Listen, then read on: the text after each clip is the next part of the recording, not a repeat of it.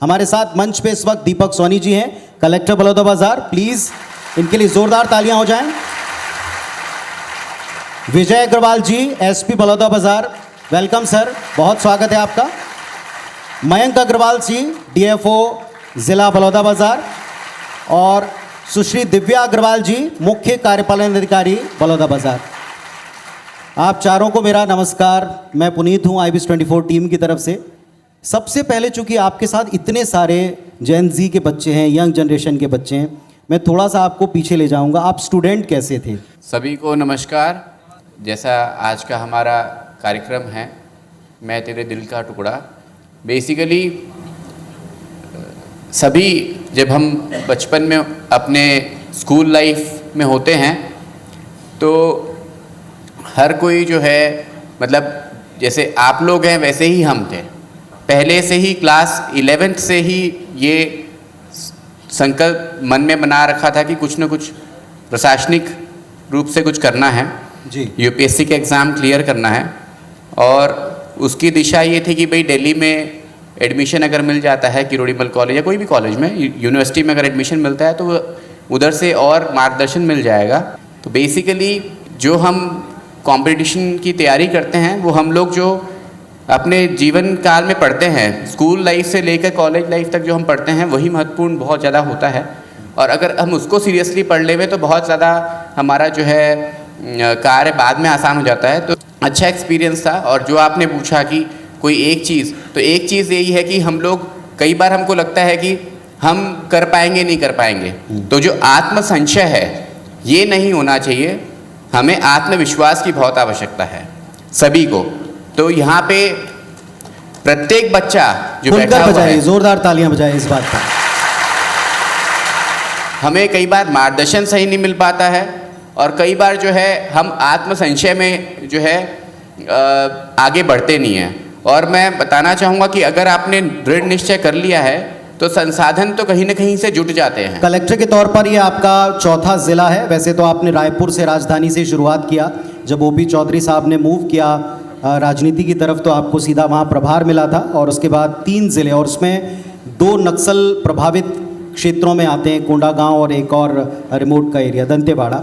और वहाँ आपके जो इनोवेशंस हैं वो बहुत अच्छे हैं। विजय सर भी एक प्रतिमूर्ति है संकल्प की, दृढ़ता की। और विजय जी, मैं आपसे पूछूंगा, आज के बच्चों को, क्योंकि आप पेरेंट भी हैं, आप एक पूरे ज़िले के पेरेंट के तौर पर भी देखते हैं चीज़ों को, आपको क्या लगता है आज की सबसे बड़ी चुनौती क्या है? सर्वप्रथम आप सभी को नमस्कार। जैसे कि पुनीत जी ने आज के बच्चों के लिए सबसे बड़ा जो चैलेंज पूछा है, मेरे हिसाब से सबसे इम्पोर्टेंट है बच्चे को कंसंट्रेट करना। आज की डेट में डिस्ट्रैक्शंस बहुत हैं। हम लोग के समय भी थे लेकिन कम थे। ट्रू। सोशल मीडिया, आसपास के फ्रेंडशिप सर्कल और कुछ एनवायरनमेंट, इन सब से बच के ही आप आगे बढ़ सकते हैं। दूसरा चीज़ कलेक्टर साहब ने जैसे बताया कि इच्छा शक्ति के विषय में आपको बहुत मजबूत होना पड़ेगा। चैलेंजेस आएंगे आपके पास, बिना चैलेंज के कोई भी गोल अचीव नहीं कर सकते आप। और तीसरी और आखिरी चीज़, आप जिस फील्ड में हैं, जिस फील्ड में एक्सेल होना चाहते हैं, आप एकदम टॉप में पहुंचने का गोल रखें। इसलिए अपने विचारों में क्लैरिटी, वहाँ तक पहुँचने का तरीका और डिस्ट्रैक्शन को दूर करना बहुत ज़रूरी है। बहुत सही बात आपने की, जोरदार तालियां इस बात पर भी। मयंक जी, मैं आपसे पूछता हूँ, यंग एनर्जी, जब आप युवा हैं तो आपके पास सपने बहुत सारे हैं और डिस्ट्रैक्शन भी बहुत सारा है। टू बी फोकस्ड, एक लक्ष्य बनाकर उसके प्रति आगे बढ़ने में जो सबसे बड़ी बाधा हमको लगती है, कई लोगों को लगता है कि उनकी परिस्थितियाँ, चूँकि वे प्रिविलेज नहीं हैं, उनकी परिस्थितियाँ ठीक नहीं हैं, उनके सामने बहुत सारे कठिन हालात हैं, माता पिता या उनकी परिस्थितियों को देखते हुए शायद जल्दी कमाना, अपने लिए खुद के लिए खर्चे निकालना, ये बहुत सारी बाधाएं हो सकती हैं। पर आज एक उल्टा कॉन्सेप्ट भी है, जिनके पास ये हालात हैं वो ज़्यादा सक्सेसफुल हैं, जिनके पास सब कुछ हैं वो डिस्ट्रैक्ट हैं। विजय जी ने उसका कारण बता ही दिया। किन के पास ज़्यादा अच्छा मौका आप देखते हैं और दोनों को क्या सलाह देते हैं? धन्यवाद पुनीत जी। सभी को नमस्कार। जैसा कि इन्होंने पूछा है तो मैं एक छोटे से उदाहरण के साथ इसको समझाना चाहूँगा। पूर्व राष्ट्रपति एपीजे अब्दुल कलाम सर की अगर आप जीवनी देखेंगे तो वो एक बहुत ही छोटे से तमिलनाडु के गांव से आते थे। बहुत ही सीमित संसाधन के साथ उन्होंने अपनी पढ़ाई की थी, लेकिन उनके पास संस्कार थे और उनके पास एक दृढ़ निश्चय था, जिसकी वजह से वो मिसाइल मैन के नाम से जाने गए और हमारे राष्ट्रपति बने। तो मेरा ये कहना है कि यदि आपने निश्चय कर लिया है, यदि आप ये आइडेंटिफाई कर लें कि आपकी प्रतिभा किस कार्य के प्रति है, ये ज़रूरी नहीं है कि सभी को इंजीनियर बनना है या डॉक्टर बनना है या एक प्रोफेशनल के रूप में जाना है। आप ये देखिए कि आपको किस फील्ड में रुचि है। अगर आप अपनी हॉबी, अपनी रुचि को परसू करते हैं तो आज आप देखिए कि सभी तरीके के प्रोफेशनल्स हैं और जो अपने फील्ड में एक्सेल कर रहा है उसको अच्छा नाम मिलता है, उसका अच्छा काम होता है और एक अच्छी ज़िंदगी वह जी सकता है। अगर फेलियर होता है तो उससे हम सीखेंगे, सीख के अगले बार फिर प्रयास करेंगे, लेकिन आपको ट्राई तो करना है और जब तक आप दृढ़ता के साथ ट्राई नहीं करोगे तब तक आप उस चीज़ में क्वालिफाई नहीं कर पाओगे। तो मैं यही चाहूँगा कि आप एक अपना लक्ष्य बनाएं, हाँ जी, कंसंट्रेट करें और मार्गदर्शक को साथ लेके चलें और निश्चित ही आपको सफलता मिलेगी। बहुत अच्छी बात आपने की। एक बार ज़ोरदार तालियां हो जाएं मयंक जी के लिए। एक बार ज़रा दिव्या जी को भी हम सुन लें। दिव्या जी, कब से तैयारी शुरू करना चाहिए? यहाँ सारे चूँकि बच्चे जिस एज ग्रुप में बैठे हैं 6th 7th 8th से, कुछ माता पिता कहते हैं बेटा पढ़ो बेटा पढ़ो बेटा पढ़ो, कुछ 8th के बाद कहते हैं कि नाउ अब ये आपका चौगड्डा आ गया, 12वीं के बाद तो समझिए आपका युद्ध शुरू हो गया। जिस भी आप फील्ड में जाएं, जिस स्ट्रीम को चुनें, जिस एग्ज़ाम को आप चुनें, इसमें 8 से 10 साल का वक्त बिल्कुल आपको डेडिकेशन के साथ देना पड़ता है। बाद की तो खैर बात ही अलग है, उस पर मैं बाद में आऊँगा। तो कब से आपके मुताबिक अगर आपको किसी कंपटीशन को क्रैक करना है आपको लग जाना चाहिए, या सबके लिए अलग अलग इंटरवल आप पाती हैं? जो आपका क्वेश्चन है उस पर यही है, मैं कहना चाहूँगी कि आफ्टर 12th हमको एग्ज़ाम्स की तैयारी कर लेनी चाहिए। हमारी रणनीति 10th से स्टार्ट हो जानी चाहिए, बट पर्टिकुलर जो एग्ज़ाम्स की तैयारी करनी है वो आफ्टर 12th करनी चाहिए। हमको मम्मी ने कह दिया कि नहीं बेटा तुम साइंस ले लो, पापा ने कह दिया कॉमर्स ले लो, तो ये चीज़ें गलत होंगी। तो मुझे लगता है कि बच्चों को खुद सेलेक्ट करना चाहिए कि वो क्या पढ़ सकते हैं। हमको अपनी एबिलिटी खुद पता होती है। एक चूँकि आप इस पूरे पैनल में आप ही अकेले विमेंस को रिप्रेजेंट कर रही हैं और बहुत सी बच्चियां यहाँ पर हैं, आपको लगता है कि अब समय बदल गया है, इक्वल अपॉर्चुनिटीज़ और इक्वल कठिनाइयाँ मेल फीमेल के लिए हैं, बच्चे और बच्चियों के लिए, स्टूडेंट चाहे छात्र हो या छात्रा हो, या फिर आज भी लड़कियों के लिए मुश्किलें ज़्यादा हैं, चैलेंजेस ज़्यादा हैं? What you think? बिफोर मतलब अगर हम डिकेड्स में जाएं तो निश्चित तौर पे महिलाओं के लिए, लड़कियों के लिए, बच्चियों के लिए थोड़ी कठिनाई थी, पर आज जो अवेयरनेस देखने मिल रही है उसमें लगभग हम इक्वालिटी की तरफ आ गए हैं। और जिस प्रकार से हमारे मोटिवेशनल प्रोग्राम चल रहे हैं और सारी चीज़ें चल रही हैं और स्कूल में भी आप देखते हैं तो लगभग रेशियो बराबर हैं। और जो यूपीएससी एग्ज़ाम हो, आज हमारे देश की कमान भी हमारी जो राष्ट्रपति है वो भी महिला हैं। तो निश्चित तौर पर महिलाएं कुछ भी कर सकती हैं। आज कोई भी उनके लिए बाउंडेशन नहीं है, हर क्षेत्र में महिलाएं हैं। कलेक्टर साहब, मैं एक बात आपसे पूछना चाहूँगा। दीपक जी, एक बड़ा कठिन सिचुएशन आप लोगों को दिया गया, एक टास्क दिया गया जिसमें आपने इस ज़िले को संभाला था। मैं उसकी एक्चुअल सिचुएशन की तरफ नहीं जाऊँगा, लेकिन व्हाट्स इन माइंड, अपने दिमाग को ऐसी कोई स्थिति जिसमें एक तरफ आपको सबसे बेहतर मानकर उस स्थिति में झोंक दिया जाए, आपको पता है कि ये सबसे ख़राब सिचुएशन में सबसे अच्छे माइंड को बताते हुए झोंक दिया गया, क्या दिमाग में चल रहा है या क्या होना चाहिए कि मैं इस प्रॉब्लम से कैसे निकलूं? उस सिचुएशन में कैसे खुद को एक वॉरियर बनाकर आगे निकलें? जैसा एसपी साहब ने भी पहले बताया कि भाई चैलेंजेस सबकी हमारे उसमें आते हैं और कई बार ऐसा होता है कि ये आपके लिए सौभाग्य की बात होती है कि आपको कोई पर्टिकुलर चुनौती के लिए आपको जिम्मेदारी दी जाती है, तो वो एक सौभाग्य की बात आप लेकर कार्य करते हैं। जैसे ज़िले की बात करें तो ज़िले की बात हम लोग जब कार्य करते हैं तो हमारे मार्गदर्शक के रूप में माननीय मुख्यमंत्री जी रहते हैं और कभी कोई इशू आता है तो हम डायरेक्ट बात करके वहाँ से निराकरण और उनके मार्गदर्शन अनुसार कार्य करते हैं। और इसमें हमारा खुद का कुछ अलग से कोई एजेंडा नहीं जुड़ता है, केवल जो मार्गदर्शन आता है उस हिसाब से अगर हम कार्य करते हैं तो अवश्य रूप से हम सफल हो पाते हैं। तो आपको कहीं कोई कठिनाई ना हो, इसके लिए अलग अलग सब संस्थाओं द्वारा वहाँ पे इंतज़ाम किए गए हैं जी। और सब चाहते हैं कि हमारे बच्चे, जो युवा पीढ़ी है, जो कल का भविष्य है और हमारे देश का भविष्य है, इनको बेहतर मार्गदर्शन मिले। तो ये है कि हमको कभी झिझकना नहीं चाहिए, हेजिटेट नहीं करना चाहिए। कभी कुछ चीज़ में अगर हम कमज़ोर हैं, हमको नहीं आता है, तो अवश्य रूप से मार्गदर्शन लिया जाए और सबके सुझावों को लेकर फिर जो करना है वो आप तय करें, लेकिन उसमें जो आप तय करेंगे उसमें आपका एक कंसिडर्ड डिसीजन होगा। तो हमेशा we should go for the considered decision because that is the best way to go for it. जो थोड़े छोटे ज़िले हैं, जो हम तो खैर राजधानी के बहुत करीब हैं इस ज़िले में, इस ज़िला मुख्यालय पर, लेकिन बहुत से रिमोट ज़िले हैं, छोटे ज़िले हैं, उनके बच्चों के सामने दो तरह के चैलेंजेस हैं। एक एक्सपोजर, वक्त पर जानकारियों का अभाव, फिर उसमें से सही चयन करना, गाइडेंस जिसको आप कह सकते हैं। बहुत से ज़िला प्रशासन को हमने देखा है कि वो इनोवेट करते हैं उन तक वो इन्फॉर्मेशन पहुंचाने के लिए। ऑब्वियसली आज आपकी तरफ भी, दीपक जी की तरफ भी सब लोग देख रहे हैं। आपने दुर्ग में सारी एजुकेशन की, इसके बाद आपने दिल्ली मूव किया, पर शायद सारे के सारे दिल्ली ना जा पाते हों।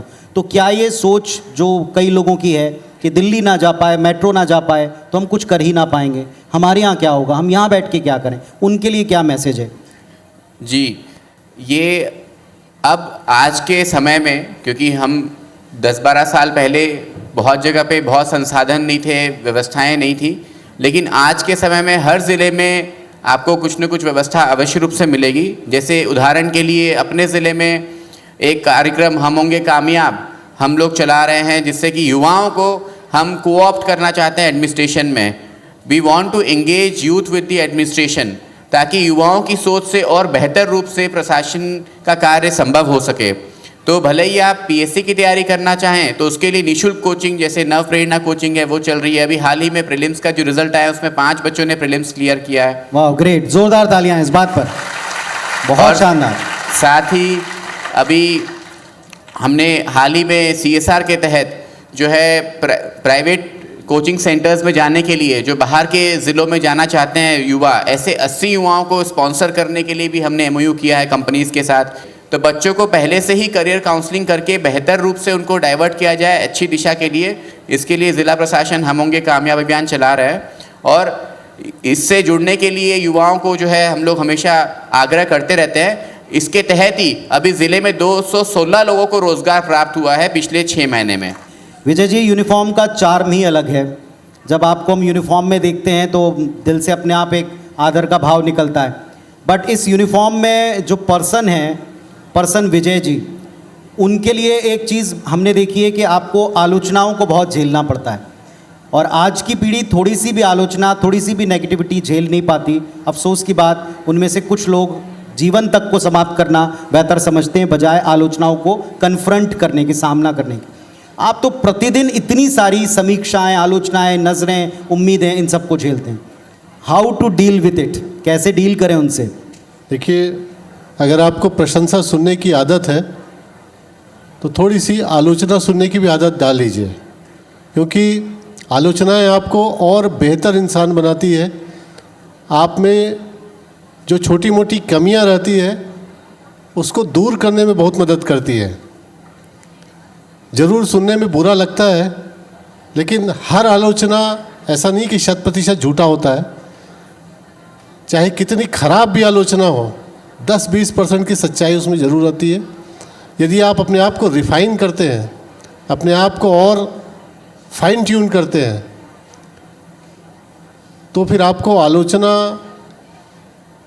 आलोचना जैसे नहीं लगेगी, बल्कि वो एक एन्जॉयमेंट जैसा लगेगा और आप उसको बेहतर टैकल कर पाएंगे। मैं चाहूँगा कि अब की बार दिव्या जी हमको बताएं क्या शेड्यूल रखें। देखिए, ये बड़ा सवाल होता है कि 10-12 घंटे पढ़ें। दीपक जी ने अलग तरह से पढ़ा, SP सर ने अलग तरह से पढ़ा, मयंक जी ने अलग तरह से पढ़ा। सबका पढ़ने का तरीका अलग अलग होता है, लेकिन क्या टाइम रखें, किस तरह, डीप स्टडी या फिर नोट्स बनाकर, किस तरह से पढ़ें? मुझे लगता है घंटे की बजाय क्वालिटेटिव स्टडी हमें करनी चाहिए। हम अपने पढ़ाई को घंटों में मेज़र ना करें कि हम 12 घंटे पढ़ेंगे तो सक्सेस होंगे, 18 घंटे पढ़ेंगे तो सक्सेस होंगे। जितने घंटे हम तय करें, सामान्य रूप से यदि हम कॉम्पिटिटिव एग्ज़ाम की तैयारी कर रहे हैं तो 6 से 8 घंटे यदि आप क्वालिटेटिव ढंग से पढ़ रहे हैं तो आप निश्चित रूप से सक्सेसफुल रहेंगे। और उसमें आपको रेगुलर होना पड़ेगा, मतलब हर वीक आपको ये तय करना होगा कि आपको जैसे 6 आवर्स पढ़ना है तो आपको 6 आवर्स पढ़ना ही है, वो आपको रूटीन अपनी रेगुलर रखनी पड़ेगी। मैं कॉमर्स की स्टूडेंट हूँ, तो एक बार जब मेरा डिस्ट्रैक्शन हुआ तो हम लोग अकाउंट बनाते हैं, डेबिट और क्रेडिट, तो मैं हमेशा उसमें एक बनाती थी, घंटे लिखती थी उसमें।